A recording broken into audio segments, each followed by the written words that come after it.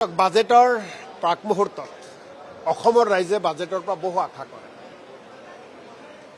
মই প্ৰথমতে আশা কৰিছোঁ যে অসমৰ ৰাইজৰ বিভিন্ন দল সংগঠন জাতি জনগোষ্ঠী চৰকাৰী বেচৰকাৰী চাকৰিয়াল কৃষকসকল মাছ খেতিয়কসকল ব্যৱসায়ীসকল ক্ষুদ্ৰ ব্যৱসায়ীসকল নিবনুৱা যুৱক যুৱতীসকল মহিলাসকল তেওঁলোকৰ যাতে মনৰ পৰা দাবী কৰা কথাবোৰ এই বাজেটত যাতে পূৰণ হয় তাৰ কাৰণে মই আশা কৰি আছোঁ। দ্বিতীয়তে বাজেট কেৱল বক্তৃতা নহওক, বাজেট কাৰ্যকৰী হওক, তেনেকুৱা এখন বাজেট মই বিচাৰিছোঁ। বাজেট কিতাপৰ পৃষ্ঠাৰ মাজতেই কথাবোৰ থাকিব, ধুনীয়া ধুনীয়া ভাষণ হ'ব।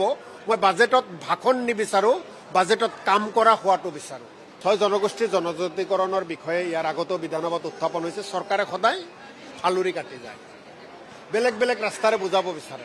আমি সেইটো ৰাস্তাৰে বুজিব বিচাৰোঁ যে তথাপি ছয় জনগোষ্ঠীৰ জনজাতিকৰণ কৰক, কিন্তু কৰবাত না কৰাৰ নামত গৈ এই কেন্দ্ৰীয় চৰকাৰ পায়, এই মন্ত্ৰী গোট গঠন কৰে, এই প্ৰতিবেদন দিয়ে, কিন্তু লাষ্টত যায় শূন্য।